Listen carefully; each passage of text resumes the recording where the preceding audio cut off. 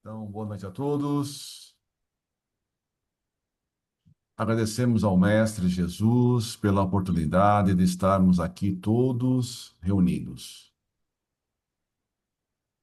Agradecendo por esse livro maravilhoso, agradecendo a nossa casa, nosso centro espírita, que nos reúne em um só pensamento, todos harmonizados dentro do aprendizado, desse conhecimento, dessa transformação moral que passa o nosso planeta. Que possamos aproveitar ao máximo as lições da noite, refletir sobre nossas vidas, refletir sobre nossas ações e nos tornar cada vez melhores dia após dia. Que nós possamos escutar, sintonizar com o nosso anjo de guarda, esse espírito amigo que nos aconselha sempre com boas ideias, boas informações. Que possamos estar abertos a essa ajuda que todos nós temos.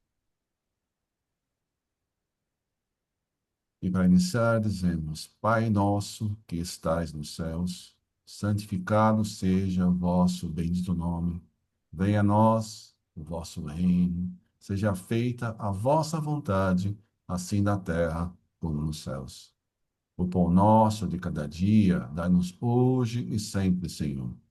Perdoa-nos, Senhor, as nossas dívidas, assim como nós perdoamos aos nossos devedores. E não nos deixeis cair em tentação, e livra-nos de todos os males. E assim seja, graças ao bom Deus.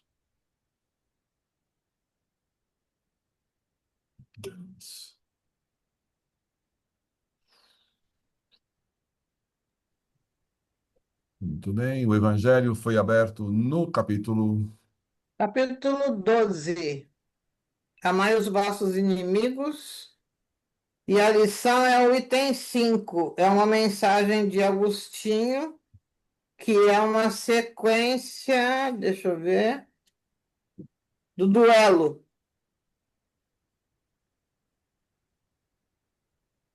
Tudo bem.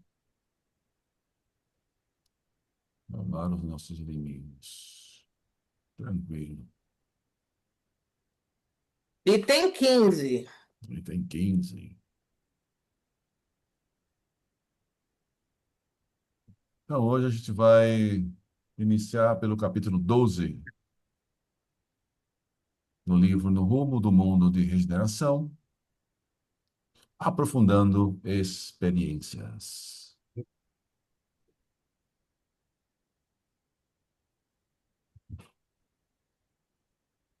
O Celso continua. Posso continuar assim. Então, capítulo 12, aprofundando experiências.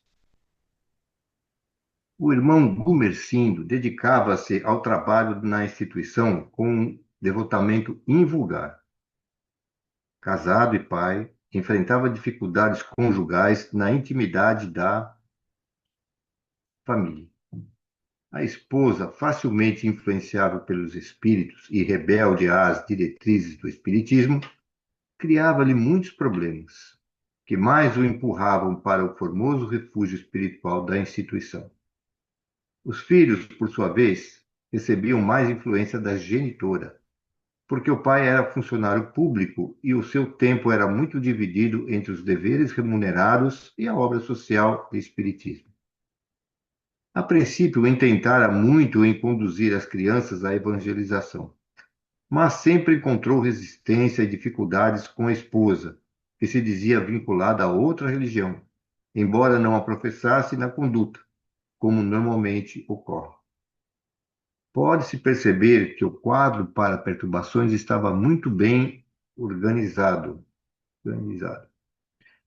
Toda vez que as forças do mal queriam atingir o nosso irmão, utilizavam-se da atormentada mulher ou de algum dos dois jovens de uma gentil menina. Muitas vezes ele recebeu ajuda direta dos benfeitores através de Malvina, que o acompanhava com desvelo e amizade. No período em que nos encontrávamos hospedados na instituição que ele dirigia, observávamos que o seu sofrimento silencioso. Nesse interim, terrivelmente inspirada por um dos justiceiros, Dona Clementina apresentou uma queixa infame ao esposo, informando-o de que estava segura a respeito da sua fidelidade ao espiritismo, por causa da médium por quem estaria apaixonado. Tomado de surpresa ante a suspeita feroz e caluniosa da companheira, ele elucidou-a, demonstrando-lhe a própria nobreza de caráter, assim como da médium missionária e abnegada. A princípio, o tema era abordado uma vez ou outra, mas recentemente se acentuou a situação. E ela ameaçou de provocar um escândalo indo à sociedade para desmascarar a farsante e acusá-lo de adultério. A situação tornou-se grave, porquanto, apesar da quarentena, ele vinha com frequência ao núcleo, tomando as precauções recomendadas a fim de poder continuar administrando, agora de forma virtual, portanto, com muito mais trabalho do que anteriormente. Em uma noite anterior, acoimado pela doente obsediada, ele compreendeu que se tratava de uma urdidura para desmoralizar o trabalho e lançar difamações na doutrina espírita. Percebendo tratar-se de uma ação mediúnica perturbadora, evitou a discussão que terminava em desastre verbal e recolheu-se à oração com entrega total da sua existência em favor da divulgação da verdade. Um escândalo de tal porte refletiria nas milhares de pessoas que se beneficiavam de todos os recursos da instituição, e ele não sabia como agir com serenidade e em defesa da verdade. No momento em que orava, atraiu-nos ao guia espiritual da casa, que o acompanhávamos no conúbio mental com a espiritualidade, e lhe transmitimos forças e coragem para o enfrentamento com o obsessor. Inspiramo-lo a nada dizer à médium inocente, a fim de evitar mais sofrimento para ela, a vinculação pelo pensamento com a fonte criminosa referta de energias destrutivas. Aplicamos-lhe passes dispersivos a fim de que a tensão nervosa resultante do diálogo agressivo diminuísse. Beneficiado com o momento de oração e pelas vibrações decorrentes das energias da terapêutica fluídica, ele experimentou uma forte sudorese e do estado de ânimo exaltado voltou à normalidade habitual, confiante na proteção divina. Como se fosse um paradoxo, recebeu um telefonema da pessoa amiga em desespero por questão doméstica de natureza idêntica, ciúme doentio e desconcertante. O amigo, ao telefone, dizia-lhe já não suportar a situação em tela, porquanto a casa, todo o tempo, auxiliando a esposa e os dois filhinhos, a acusava com ferocidade de infidelidade conjugal. Narrava o amigo que lhe explicava a impossibilidade de tal acontecimento, em razão da sua conduta inatacável. No entanto, mentalmente violentada por entidade infeliz, ameaçava-o de suicídio. O cavalheiro amigo explicava que já não dispunha de argumento para silenciar a esposa em crise. O ouvinte, que padecia da mesma injunção, buscou na doutrina a orientação saudável, pedindo-lhe paciência e oração, únicos e valiosos recursos no momento, a fim de sanar a interferência de algum adversário. Sugeriu-lhe, naquele momento, a leitura do Evangelho segundo o Espiritismo, de Allan Kardec, de modo a acalmar-se e, em consequência, gerar tranquilidade na companheira. Havia tanta sinceridade e espírito de cooperação que o nosso dirigente Spinelli sugeriu-nos a alguns, inclusive ao nosso passista, visitar o lar em angústia naquele momento. Terminada a comunicação telefônica, o amigo orou em favor do solicitante e nosso mentor pôde captar a direção em que residia a família necessitada. Partimos de imediato e logo chegamos à residência do casal em litígio, encontrando o lar invadido por alguns espíritos ociosos sob o comando de dois adversários vigorosos, que mais tarde compreendemos ser os denominados justiceiros. A rede cruel de perseguição era mais complexa do que inicialmente eu considerava. Como o queixoso era espiritista e frequentador da mesma instituição na qual nos encontrávamos, havia interesse dos adversários do bem em afligi-lo também dentro, naturalmente, da lei de causa e efeito, porém com o objetivo de prejudicar o programa de cristianização da humanidade ante as soberanas luzes do espiritismo. O que me intrigou no momento foi constatar que esses perseguidores não necessitavam de uma questão de dívida entre eles e aqueles que vitimavam. A questão era mais profunda. Todos quantos se encontravam com necessidade evolutiva de melhorar-se estão automaticamente incluídos entre aqueles que os desagradam e, por essa razão, devem ser eliminados. Nesse sofisma, apoia-se a perversidade dos enfermos espirituais para dar prosseguimento ao seu programa de vingança contra a humanidade, que um dia, através das criaturas desacidadas, quais eles nesse momento feriram-os na loucura que os dominava. Eis uma das razões básicas para a desarmonia que varre o planeta e o desassossego das existências em verdadeiro turbilhão, como consequência das filosofias nihilistas e utilitaristas que em todas as épocas se voltaram contra a ordem e o equilíbrio dos seres humanos. A predominância dos instintos primitivos caracteriza esses dias, porém, defronta os sentimentos de beleza e amor que vicejam, embora muitas vezes asfixiados pela crueza dos atormentados. É certo que marchamos para a vitória da luz sobre a escuridão, do equilíbrio sobre o destrambeiro das emoções, e a vida está sempre encarregada de perpetuar-se conforme o princípio insuperável da sua origem. Ele se encontrava na alcova de onde saíra a esposa, dominada por um verdugo que a acompanhou à cozinha, onde ela procurou algo fazer para distrair-se.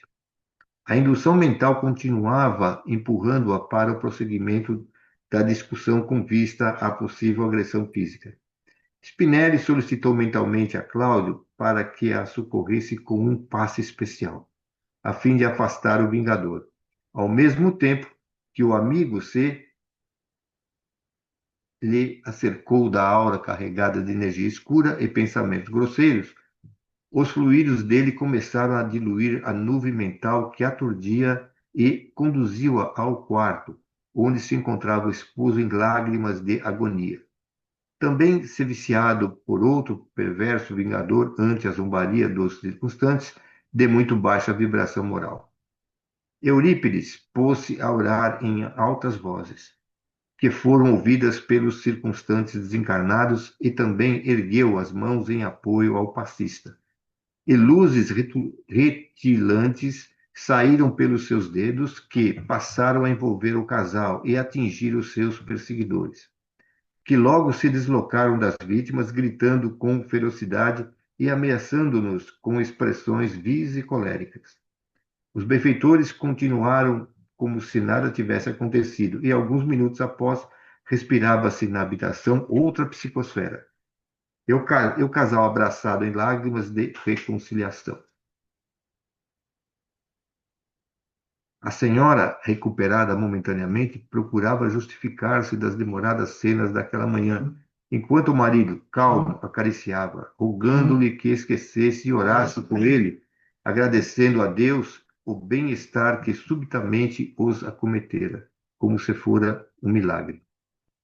Tomadas algumas decisões, Eurípides convocou alguns amigos da sua comunidade e solicitou-lhes permanecer naquele lar até a segunda ordem, evitando quanto possível o retorno dos invasores ou a presença de outros do mesmo nível evolutivo. Acerenados os corações que dialogavam calmamente, estudando a possibilidade de tratar-se de uma perturbação para afligi-los, saímos em direção do nosso abrigo. O dia transcorreu muito movimentado, não somente com o agravamento da doença no país, em face da contaminação Dá uma pausa aí, volumosa. Sinus.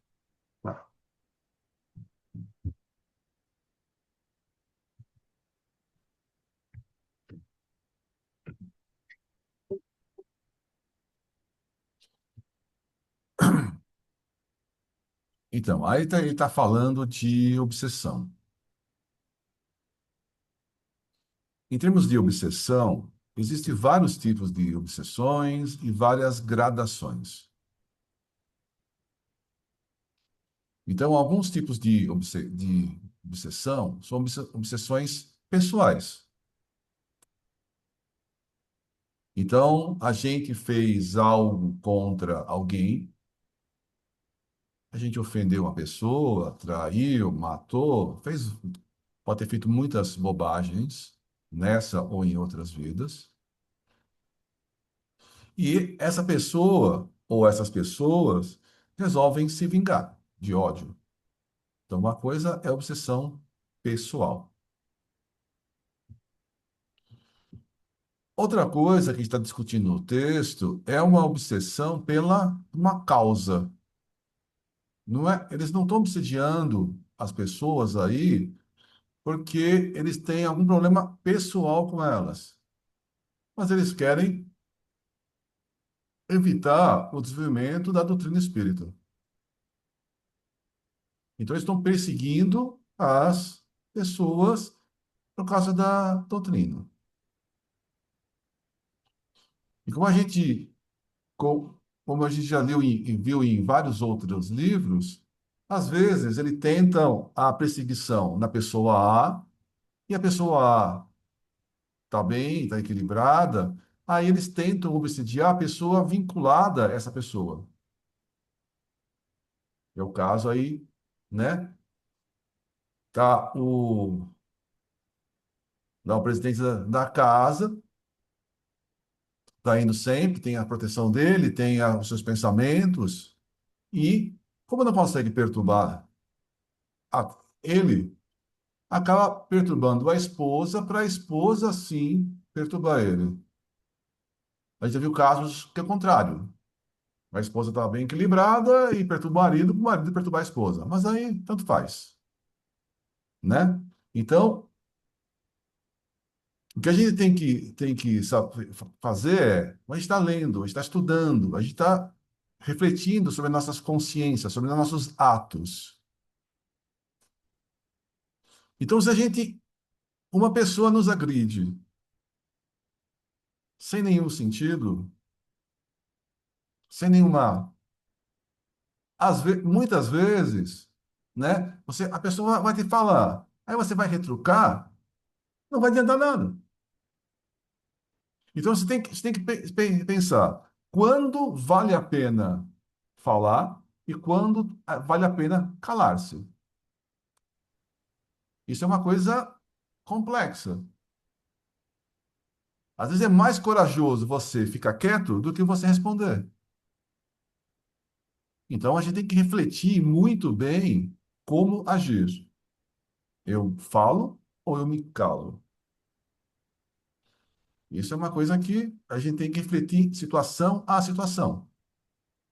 Agora, outra coisa, a oração vale sempre. Então, você está passando por uma dificuldade. E a gente orar para pedir ajuda e orar pela pessoa que está passando por uma perturbação.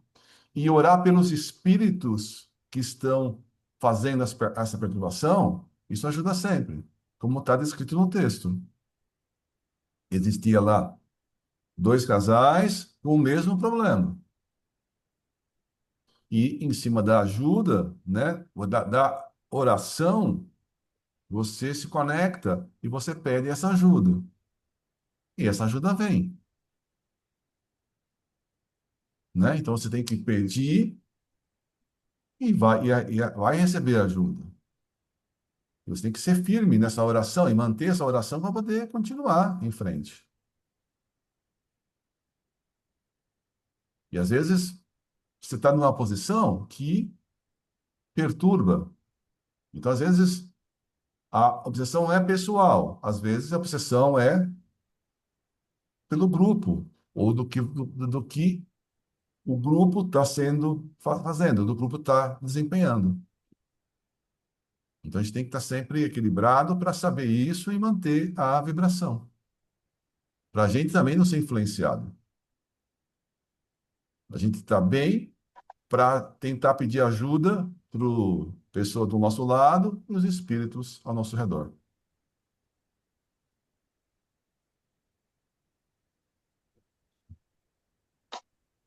Professor, Diga. é, no livro dos Espíritos que eu estou lendo, foi um capítulo que eu tive mais dificuldade, foi para entender como se dão essas obsessões. Você falou que tem gradações, são tipos diferentes? Sim, existem gradações. E essas gradações dependem do espírito e dependem da gente. Então, normalmente, os espíritos vão pegar no nosso pé nas nossas falhas. Se a gente procurar diminuir as nossas falhas, são lugares que menores eu acho que eles vão ter a capacidade de pegar no pé. Então, como eu falei, então, digamos que eu tenha matado alguém numa vida passada, ou traído, ou fazendo qualquer besteira dessa, né? Então, uma vida passada, numa retrasada ou na outra, eu prejudiquei a pessoa. A pessoa pode ficar com raiva e vai tentar me perseguir. Essa perseguição pode durar uma, duas, mais vidas. Agora, todos nós estamos hoje melhor do que tivemos ontem. Então, às vezes, a besteira que eu fiz na vida passada, repetiria nessa vida. Eu já consegui mudar, né, a minha sintonia. Mas essa pessoa ainda tem raiva de mim. Então, o que eu tenho que fazer para acabar com a obsessão? Primeiro, me modificar moralmente. Continuar minha mudança moral. Depois, orar pelo Espírito. Ajudar as pessoas. À medida que eu vou me melhorando e vou ajudando as pessoas e orando também pelo meu obsessor, com o tempo, tudo vai se modificando. E a melhor, o, o, o que seria ideal é eu me melhoro, o meu obsessor me melhora e a gente acaba com essa inimizade. Mas Como, como, nem sempre isso acontece. e aí, assim, só um pouquinho para eu entender. Ixi, eu, às vezes, fico com vergonha das perguntas básicas, né? Mas é porque, assim, Pode perguntar. como age, como age o obsessor? Na maioria das vezes. Se um obsessor bravo mesmo, ele age como? Ele chega a fazer mal físico, doenças que são obsessores. Você só vai gerar uma doença pela obsessão se você permitir a vinculação. Então, como que pode fazer a obsessão? O espírito tenta colocar na sua cabeça pensamentos. Na nossa cabeça, a gente tem um monte de pensamentos. Eu vou para a esquerda ou vou para a direita? Eu vou para cima ou vou para baixo? Muitos desses pensamentos contrários são meus mesmos. Eu estou na dúvida, eu vou para a esquerda ou vou para a direita? Eu vou para a esquerda ou vou para a direita? Eu vou para a esquerda ou vou para a direita? Não sei. Eu fico na dúvida e fico refletindo. Agora, dentro desses pensamentos, além dos meus, pode ter pensamentos intuídos. Então, Kardec falou: todos nós somos médiuns. Ou seja, todos nós podemos ter intuição de espíritos que querem prejudicar e espíritos amigos que querem nos auxiliar. O ideal é eu estar bem, eu estar orando, eu estar vibrando e eu sinto, me sintonizar com os pensamentos dos espíritos melhores. E o ideal é eu, quanto mais conhecimento eu tenho, maior o meu poder de escolha, de discernimento entre as coisas. Se eu não conheço as regras, a lei de Deus, eu posso tomar decisões equivocadas, erradas. Quanto mais eu conheço e mais eu vou aprendendo e mais eu vou melhorando, eu vou aprendendo a tomar decisões melhores.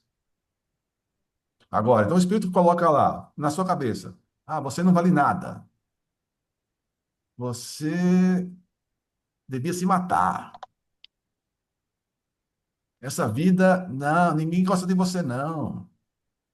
E vai colocando pensamentos em você e cabe a você aceitar os pensamentos ou não. Então, o que você tem que fazer? Ok, me matar? Não, esse pensamento não é meu. Seria um absurdo eu pensar em suicídio. Então, começa a você orar para você se limpar essa influência. Então, mas não é para ter. Então, se você tem sentimentos negativos, de ódio, de mágoa, de rancor, isso é ruim. Isso dá brecha para haver a obsessão. Se você tem Posso pensamento falar? de amor, de perdão, isso vai te ajudar e ajudar a pessoa ao seu redor. Posso falar? Imagina assim, Creuza. Quando você não gosta de uma coisa, alguém pode te forçar a fazer uma coisa que você não gosta? Normalmente não, né? Mas quando você tem tendência a alguma coisa, é mais fácil alguém te influenciar naquela direção. Por exemplo, estou de dieta, não posso comer bolo, mas eu adoro comer bolo. Se eu tiver sempre alguém dizendo que tá um bolo, bolinho só uma fatia, não vai te fazer mal.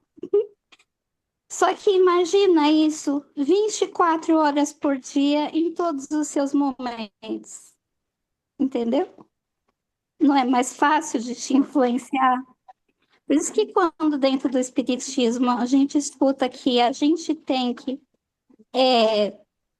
tentar vencer os nossos, melhorar as nossas limitações, é nesse sentido, porque quando a gente conhece as nossas fraquezas, os nossos pontos difíceis ficam mais fáceis da gente saber o que eu devo ou não e o que eu faço ou não, o que é da minha tendência ou não. Mas mesmo aquilo que é da nossa tendência e não é legal, é aí onde os espíritos obsessores entram. Porque eles estão ali olhando os nossos atos, como o professor falou, há uma, duas encarnações, três, sabe-se lá quanto tempo, 24 horas por dia, não tem tempo, não tem espaço, não tem dormir, não tem nada. Tem o tempo que eles estão disponíveis a ficar ali, entendeu? Então, por isso é complexo. Então, por isso é importante a gente estar sempre se autoanalisando. Como é que a gente impede isso? Tentando mudar a nossa vibração. Porque mesmo que eles tentem chegar até nós, o que faz com que eles sintonizem é justamente porque a gente entra na mesma vibração. na mesma energia, por causa dos problemas do dia a dia, por causa dos nossos conflitos pessoais. É mais fácil, nesse momento de conflito, influenciar uma pessoa a fazer uma coisa que no normal dela ela não faria e que pode vir atrapalhar todo o segmento da vida dela. Então, por isso, a leitura edificante é bom, por isso, escutar uma boa música ajuda, conversar com boas pessoas, porque no contato com o outro você muda a sua vibração também.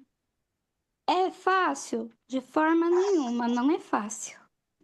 Nem espírito de luz está imune aqui, não é fácil. É uma luta diária e constante. Eu só Até queria. porque Ângela, normalmente o espírito É, está sendo obsessor, ele tá ali por uma ignorância dele também, porque ele se sentiu ferido, porque ele passou por um conflito muito grande, tá se prejudicando também. É uma pessoa como a gente, entendeu? Sim, fala, Ângela. claro. posso falar?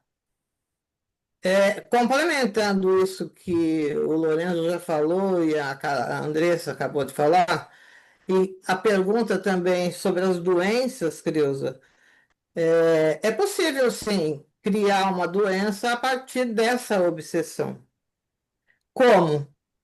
Ele vai te intuindo, você estando na mesma vibração que ele consegue te intuir a, por exemplo, fumar, beber, comer demais, exagerar em doces. O que que vai acontecer? Ou você virar alcoólatra, ou você tem problema pulmonar, ou você tem problema cancerígeno, enfim, vários tipos de doença pode ocorrer, entendeu?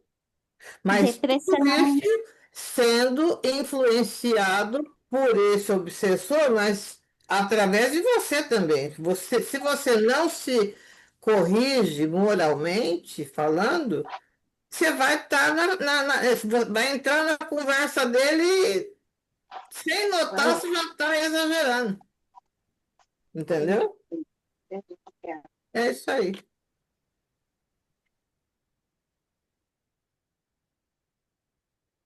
E só para, como eu falei, a oração é fundamental, né?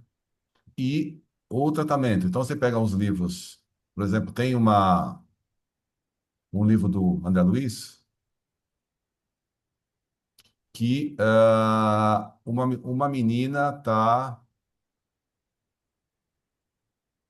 né, vendo, acho que a menina estava vendo a segunda mãe, a madrasta, fica doente. E estava doente, doente, acamada, não conseguia se melhorar. Aí a menina, ela fez uma oração muito forte, pedindo ajuda para madrasta. E como ela não sabia para quem orar, ela orou para a mãe desencarnada. Aí ela orou para a mãe desencarnada para que a mãe ajudasse a madrasta, que estava cuidando dela, que a madrasta era muito boa, amorosa, tal, papapá, tarará. Só que a filha não sabia que a obsessora era a mãe dela. Mas ela orou com tanta força que subiu a oração. Antes de chegar na mãe, que era a própria obsessora, ela foi desviada, foi refratada, como diz o livro, foi refratada para para os espíritos capazes de ajudar. E com essa oração houve o auxílio, aí começaram a ajudar.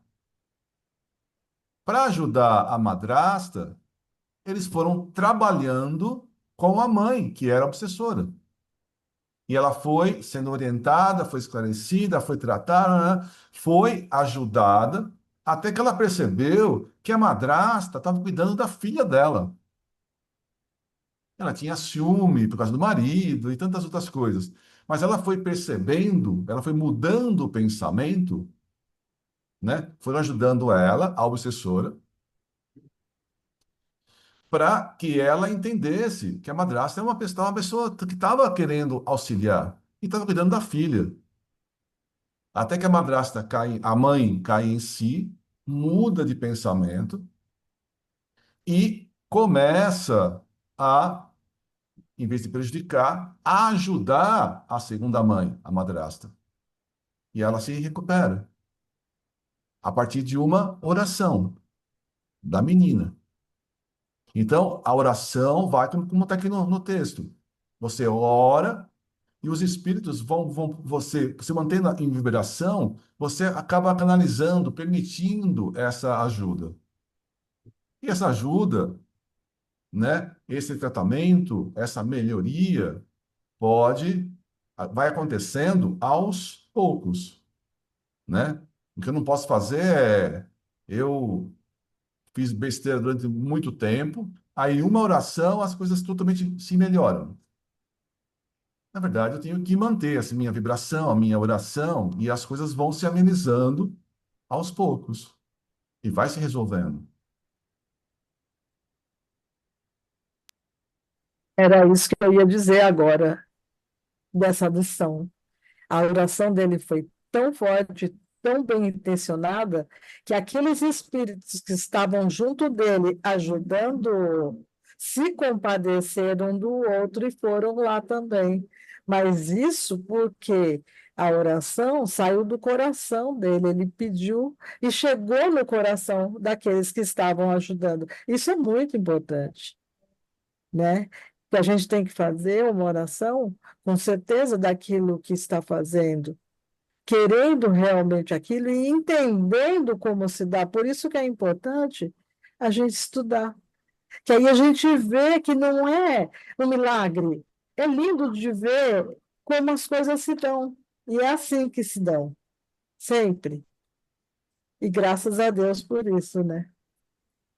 Eu só vou acrescentar que a oração não é só quando a gente está sendo perturbado, tá? Oração é sempre, todo dia. Os vínculos Verdade, oratórios, durante o dia, você dá uma paradinha. E a oração não é aquela coisa comprida, é uma ligação com Deus, com a verdade, espiritualidade, tá? Só para lembrar que quando a gente está perturbado, verdade. lógico que a gente não pode esquecer que a oração ajuda, né? Mas sempre ligado, né? Vamos lá? O dia transcorreu muito movimentado, não somente com o agravamento da doença do país, em face da contaminação volumosa, enquanto se anotavam simultaneamente a dádiva de algumas primeiras repercussões que trouxeram muita alegria a todos. Ao cair da tarde, acercamo-nos do mar e ali ficamos na praia, em um recanto de beleza incomum, beneficiando-nos da natureza e conversando sobre as ocorrências do dia que se apagava. Foi estabelecido que no próximo amanhecer realizaríamos uma reunião mediúnica especial para atendimento de algumas dessas entidades sofredoras que necessitavam de enfrentar a justiça durante o engodo de serem aqueles que a aplicavam. Quando a noite chegou, coroada de astros refulgentes, fomos convidados a preparar a reunião, isto é, atrair os que se comunicariam, a colocação de aparelhos próprios na prática da desobsessão e cuidados especiais com duas médiums, uma de cada plano da vida. Deixamo-nos conduzir pelas horas que avançavam e nos beneficiávamos com os trabalhos espirituais da sociedade em que nos encontrávamos e com as ocorrências naturais. Meditava que silêncio absoluto é somente pobreza de órgãos auditivos e quietude não é paralisia. Há movimento incessante em toda parte, porque a vida é realmente o milagre da movimentação.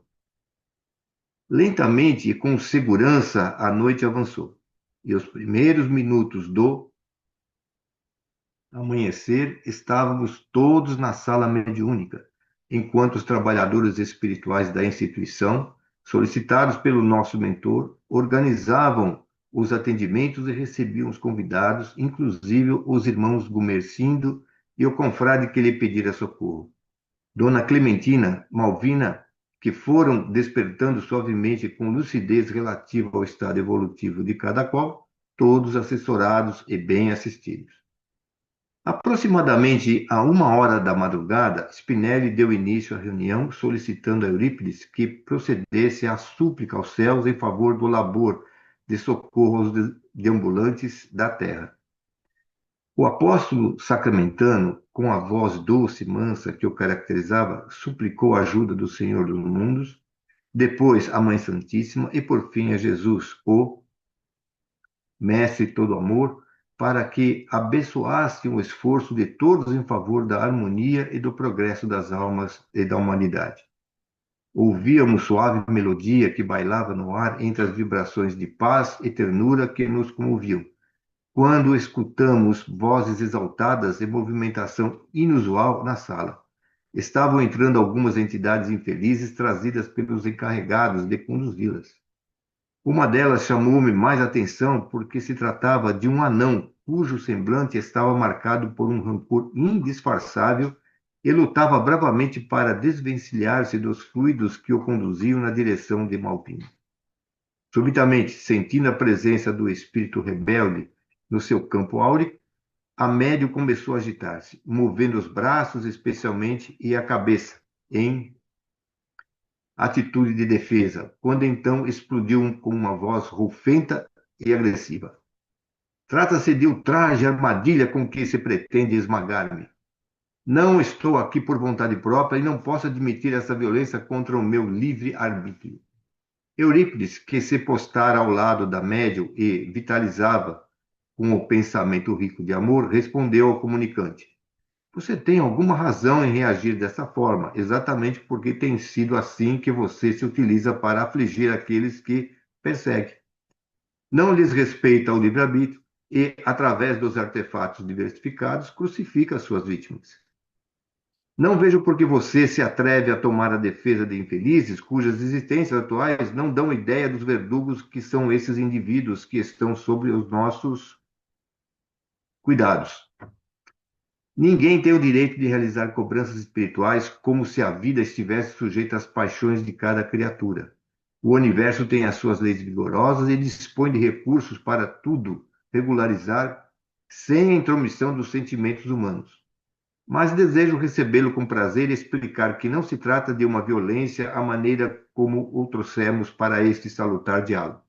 Somente está ocorrendo porque o caro irmão tem sido responsável por graves problemas na seara de Jesus Cristo, perturbando pessoas abnegadas e dedicadas à construção de um mundo melhor em saúde moral e respeito humano a tudo e a todos. Gostaria que nos informasse quais são os seus projetos e a razão por que se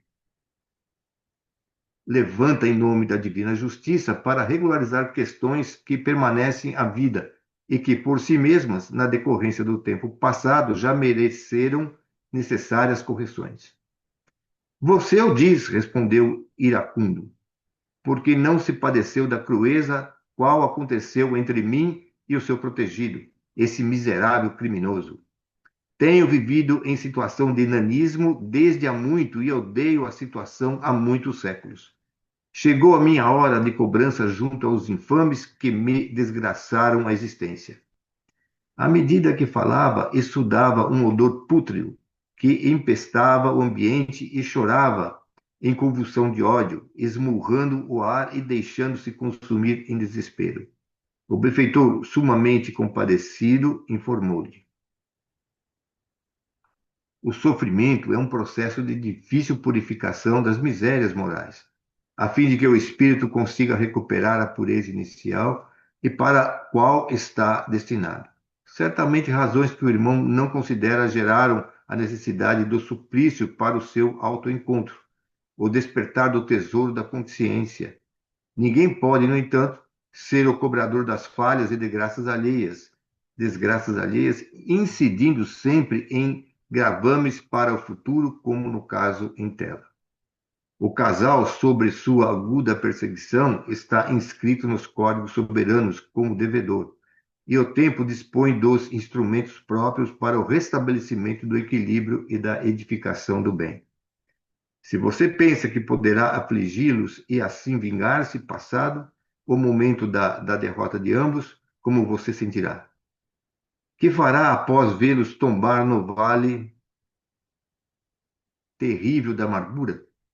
A partir de então, você estará em curso na contabilidade como devedor. E essa roda não cessará enquanto o amor não luarizar, não balsamizar as feridas do padecimento. Já vai longe, bradou revoltado o infeliz, quando fui hostilizado pelos criminosos que me destruíram. A Inquisição Espanhola foi instituída por Isabel de Castela e Fernando II de Aragão, com as suas próprias leis estabelecidas no Tribunal do Santo Ofício. Tinham como objetivo essencial as questões religiosas, porém as superstições e a ignorância do povo alargaram a sua chama devoradora às quaisquer situações que lhes pareciam heréticas ou demoníacos, quando não resultantes de feitiçaria. Entre esses itens surgiram formas de perseguição cruel a ciganos, anões, como os portadores de demônios ou aos próprios demônios assim nascidos. Os massacres dessa natureza multiplicaram-se em toda parte e chegaram à Espanha, prolongando-se até o século XIX, quando foram legalmente abolidos, mas não terminados. Naquele período infame, o valor do indivíduo era resultado do poder do dinheiro e das ligações entre a Igreja Católica e a coroa. A cegueira da justiça era fácil de ser comprovada através dos crimes praticados pelos dominadores das massas estúpidas e subversivas. Um reduzido grupo de anões, descendíamos de Davi, um dos pais da raça de Judá, e éramos perseguidos sistematicamente, conseguindo sobreviver abjurando a nossa fé. Na condição de marranos, vivíamos fora dos muros das cidades e pagávamos impostos extorsivos. Periodicamente éramos expulsos para Portugal, onde concluíam as matanças, para outras regiões da Ibéria ou outros países que também nos perseguiam. No período de Carlos II, conhecido como o Enfeitiçado, por causa das suas deformidades, era terrível e a sua corte devassa e cruel. Entre os nobres havia um casal que se comprazia agradando ao monstro, apontando os judeus inimigos de Deus e da coroa em todo lugar. Infértil, também tinha outros problemas que o maltratavam, inclusive a fala, que não se entendia quase em razão do queixo projetado para a frente. Fruto espúrio dos casamentos incestuosos. Numa das perseguições, a esposa, também da nobreza, ficou encantada comigo, miniatura de gente, e conseguiu praticamente fazer-me seu escravo, levando-me, graças aos artifícios demoníacos, pôr-me no seu castelo e tornar-me um animal de exposição. Explorando e infeliz, permanentemente acorrentado por ser judeu e maltratado por ser um demônio vivo. Surrado com frequência após lutas em que me atiravam para defender-me de indivíduos fortes e saudáveis, resolveu, com a anuência do marido, Felipe de Castela, submeter-me ao santo ofício, e fui queimado vivo em um dia inesquecível de horror. Não ficaram na minha desdita somente as marcas da morte voraz, mas as chamas do ódio que me têm devorado desde esse momento. O mentor escutava-o repassado de compaixão e deixando fazer a sua catarse, que lhe faria muito bem. Mas eu não morri. Senti as labaredas em muito tempo me consumindo sem destruir-me. Pensei estar no inferno, conforme a crença geral. Constatei-o depois de socorrido por um grupo chamado de justiceiros, que me ofereceu socorro na sua comunidade, também uma forma de inferno, onde seria recuperado e aguardaria ocasião para o revanche, para a vingança bem amadurecida. Ele narrava com expressão de angústia e desespero incomuns, gerando um ambiente de espontânea compaixão. Os nossos irmãos Gracinho e esposa, despertos e acompanhando as narrações, e a pouco foram retornando aos dias do passado de luxo e degradação, horrorizados com o que haviam feito. O desditoso continuou na sua verbalização quase automática. Nesse ínterim, tomei conhecimento das reencarnações como mecanismo de justiça e presídio de resgate ou caminho de libertação. Não sei bem o que é, mas existe. E aguardei a ocasião do reencontro, o que se deu há pouco menos de 2 anos, quando fui atraído pelo magnetismo dele, a inconsciência e responsabilidade dela. Estavam disfarçados, reencarnados. Eram outros, mas interiormente os mesmos. Passei a acompanhá-los e influenciá-los com o meu pensamento de vingança, acolhido vagarosamente nas suas falhas mentais e morais, nela em particular no ciúme. Ele me tem sido mais difícil em razão das suas preocupações com o falso Jesus a que pretende servir e está gerando dificuldades aos planos da nossa organização, que é expulsá-lo do mundo. Fez uma pausa, ao mesmo tempo que ululava de dores morais e dos fluidos gentis da médium que o recebia, diminuindo-lhe a carga de angústia. No silêncio que se fez natural, o nobre Eurípides falou-lhe com afabilidade. A sua história, igual a de muitos outros irmãos nossos, comove-me às lágrimas. Também trago no coração as flechas dos males que pratiquei contra mim mesmo. No entanto, o sublime medicamento para a dor tão profunda é o perdão. Os irmãos acusados não são mais os mesmos, porquanto, na fileira dos anos passados, retornaram mais de uma vez a aprender as lições sublimes do amor e da fraternidade. Ficaram no passado aqueles dias hórridos de barbárie e alucinação. Atualmente, o irmão Gumercindo está tentando apagar as marcas dos crimes de ontem, consolando as lágrimas de quem hoje chora. A sua esposa, ainda enferma dos sentimentos, necessita de compaixão, a fim de ter forças para a recuperação necessária. Somente Deus sabe as razões do seu sofrimento naquela ocasião. Há uma causa anterior que lhe trouxe como consequência as dores da forma humana e os padecimentos propostos pela ignorância das criaturas naquela época, há mais de 300 anos. Os seus algozes estão em despertamento para o bem, especialmente o esposo, que administra esse lar escola de muitas vidas, milhares de existências que estariam estioladas ao sol do abandono, na tragédia das ruas, nos escusos caminhos dos crimes, na loucura e tombariam fatalmente no suicídio. Conceda-lhes o favor da compaixão e mais tarde a bênção do perdão, que também iluminará o seu caminho, auxiliando na ascensão espiritual. Recorde-se de Jesus, até hoje perseguido. Parecendo recuperar a crueldade inicial, reagiu. Não me fale esse nome fatídico que foi a causa da minha e da desgraça de milhares de vítimas. Odeio-o e considero quase tudo que dele se diz uma farsa. Como poderei acreditar que veio libertar Israel do destino inglório da escravidão a Roma, como sucedera com outros povos antes, e não foi capaz de libertar-se de si mesmo?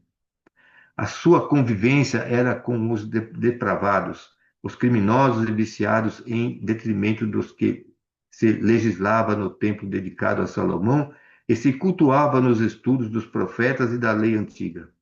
Caso ele tivesse vindo com alguma tarefa de honra para Israel, ele traiu Jeová e o seu povo. Jesus jamais se propôs a salvar Israel pela espada, que sempre gera consequências através de si mesmo. Ele veio ensinar-nos a todos que somente existe uma força e um poder no mundo que merecem ser trabalhados, que é o amor. Por isso elegeu os desafortunados, os desdenhados, os perseguidos, como você. E os homens que lhe utilizaram do nome para a prática do crime, esses sim que deslustraram a nobreza do Mestre de misericórdia e perdão. Ele preferiu ser traído, crucificado, para demonstrar os seus sentimentos não eram somente palavras e conselhos, mas essência de vida, porque a existência terrena, como sabemos, é rápida na sua transitoriedade, mas a imortalidade é a razão pela e para a qual existimos. As acusações que lhe são atribuídas por crimes que praticaram em seu nome não são a de sua responsabilidade. E note que esse comportamento é comum à criatura humana na sucessão dos tempos. Em todas as obras de amor e de fraternidade, aparecem os oportunistas que as destroem com os seus atos alucinados e seus comportamentos infames. No dia em que Jesus for realmente vivido e ensinado, estarão em relevo a caridade e o amor, guiando as vidas na direção do reino dos céus, que se edifica no íntimo do coração. Tomado de revolta, ironizou: então eu tenho que perdoar meus algozes, ainda dedicados ao infame da cruz? Eles que me desgraçaram usando essa mesma cruz? O nosso plano é muito mais vasto. Está em pauta o combate a essa doutrina de fracos e covardes que trabalham na sombra da traição e do crime para transformar o planeta numa grande Gomorra ou Sodoma, que o nosso Deus destruirá, aprisionando a todos os seus responsáveis. Iniciaremos levando a desdita mulher à loucura pelos ciúmes, sentindo-se desprezada pela farsante de quem me utilizo para o nosso encontro, e à medida que ele desvaire, irá perdendo o controle das emoções e também será arrebatado pela desdita, demonstrando que o espiritismo é mais uma façanha mentirosa do que a verdade que se lhe atribui. Teremos o prazer de produzir escândalos sucessivos, depois com o rebanho de outros que estão cuidando, e o desequilíbrio do grupo terminará sofrendo interferências das autoridades governamentais. Assim, de uma pequena chama poderemos produzir um incêndio em vários pontos, porque o nosso programa de agressividade é coletivo, isto é, em diversos lugares ao mesmo tempo. Enquanto exprobrava, mudou completamente de aspecto aquele do infeliz para a do arrogante triunfador, que se ufanava de estar a caminho da vitória. Sem qualquer inquietação, o amigo do educandário Esperança insistiu com o visitante. Todos percorremos caminhos mais ou menos semelhantes. O erro, em princípio, para a aprendizagem da dignidade e da compostura depois. Deixamos cardos e pedrouços pela estrada percorrida e somos constrangidos a retornar pela mesma senda, retirando o calhaus e os empecilhos que nos ameaçam, e crescimento para Deus. Esse crescimento é uma fatalidade semelhante às leis cósmicas, nada pode modificar porque são os alicerces universais. Enquanto o amor não vicejar no sentimento humano, a criatura estará mais na faixa primitiva do que na luz sublime da emoção divina. O meu irmão veio trazido para ter diminuídas as suas dores. Assim, irá cooperar conosco para que as aflições das suas vítimas atuais também sejam diluídas. Para tanto, contamos com o seu raciocínio. Permaneça aqui na instituição por alguns dias, especialmente agora que o mundo está em quarentena. Recuperando-se moralmente sobre o látigo de uma pandemia, que é mecanismo das leis superiores para o equilíbrio moral do planeta. E veja como são úteis e o que fazem sob a inspiração de Jesus. Posso asseverar-lhe que, se depender de mim e dos nossos amigos, todos inscritos nessa guerra de libertação, nada você conseguirá com o seu Cordeiro de Deus. A frase foi exteriorizada com uma grande ironia, método normal de zombaria para perturbar a lucidez do antagonista. Procurando demonstrar o seu falso poder de comunicação, agitou a médium e ergueu-lhe os braços com os punhos cerrados em atitude de golpear a mesa para parecer forte. A um sinal do mentor, o irmão Cláudio aproximou-se e aplicou-lhe passes dispersivos, eliminando os fluidos pesados que ele expelia em tentativa de prejudicar a aparelhagem delicada da médium. Enquanto isso, Eurípides induziu o desditoso ao sono reparador profundo o que logo aconteceu, sendo desligado e conduzido por auxiliares nossos a uma sala contínua para nova oportunidade posteriormente. De imediato, a média Malvina, em transe profundo, foi incorporada pela entidade que perturbou o casal, agora também presente em desdobramento pelo sono físico. Tratava-se de um cavalheiro.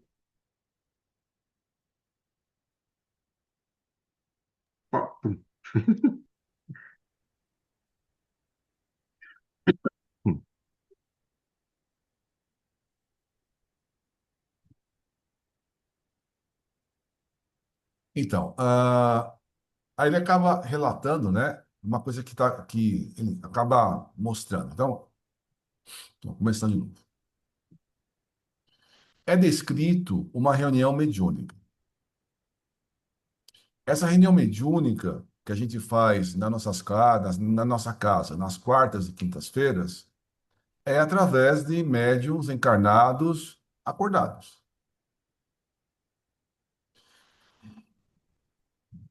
Normalmente, né, como está acontecendo aí, nas madrugadas, os trabalhos continuam. Então, essa reunião mediúnica está acontecendo na madrugada, utilizando-se de médiuns encarnados, dormindo no sono físico, como a Malvina, e médiuns desencarnados. Então, através dessa mediunidade, né, então foi trazido esse espírito se aproxima da médium e há uma comunicação de perispírito a perispírito. Nessa comunicação de perispírito a perispírito, há troca de fluidos. Então o espírito começa a falar, mesmo sem querer. Mas o pensamento, o médium capta o pensamento do espírito e ele começa a falar, como está falando aí. É um tratamento. Ele põe para fora o sentimento dele. Além dele falar sobre aquele sentimento, a interação do perispírito, da médium com o do espírito, acaba também tratando aquele espírito. E ele vai se acalmando e vai sendo feito realmente um tratamento de troca de fluidos, dele falar, né? Colocar para fora o sentimento dele e de ele ouvir, né? Além de ele ouvir a mensagem do dialogador, o dialogador também está emitindo energias salutares. Então, é todo um tratamento que é feito no espírito. Então, ele vai, aos poucos, nesse diálogo, nessa troca de fluidos de vários lados, ele vai recebendo um tratamento. E ele vai refletindo sobre as palavras que são ditas, mas a energia que é emanada para ele. Preparando, muitas vezes, para ele, às vezes, fazer uma regressão de memória e ele voltar no passado. Por exemplo, no caso desse espírito, ele sofreu muito nessa vida, hein? Judiaram dele forte. Então, uma coisa que a gente fala é, realmente, você tem razão de ter sentido. Você sofreu muito, realmente, né? Ele veio numa certa condição. Depois, só porque que ele era anão, o pessoal falava, é do demo. Só pelo fato de ele ser anão, né? Então, pessoas com algum tipo de deformidade, falar, você está com deformidade por causa do demônio. Então, e era judiado, foi escravizado e foi judiado e tal. Ele passou por isso e as pessoas que fizeram ele sofrer vão ter que reparar tudo isso perante a lei. Mas Ele passou por isso, deve ter também ter tido uma razão de coisas que ele deve ter feito anteriormente, em outras vidas. Então, uma da forma de tratar, por exemplo, ele fazer a regressão, que às vezes é importante, a regressão de memória nessa fase. Outra coisa que é muito comum é trazer uma pessoa querida dele, uma pessoa que ama, que ele respeita, que sempre cuidou dele, também para conversar com ele. Então, se prepara todo esse tratamento, essa conversa, essa troca de fluidos, e depois vem uma pessoa que ele ama profundamente, que ajudou ele e que está velando por ele. E muitas vezes essa pessoa que trouxe ele para o centro espírita para ser ajudado. Então, é todo um tratamento que vai se preparando. Logicamente que isso no mundo espiritual é muito mais longo do que a gente faz, por exemplo, só a gente mesmo presencia nas reuniões, né? Porque a gente mesmo, na hora de conversa, conversa poucos minutos com o espírito. E a continuação dessa conversa acontece depois, né? Então tem um momento lá de conversa inicial com na reunião mediúnica, mas essa conversa continua depois. Com esse diálogo, na continuação da reunião mediúnica, durante a madrugada, e assim vai. Mas a ideia é não simplesmente pegar uma pessoa que passou por um sofrimento grande e agora está com esse espírito de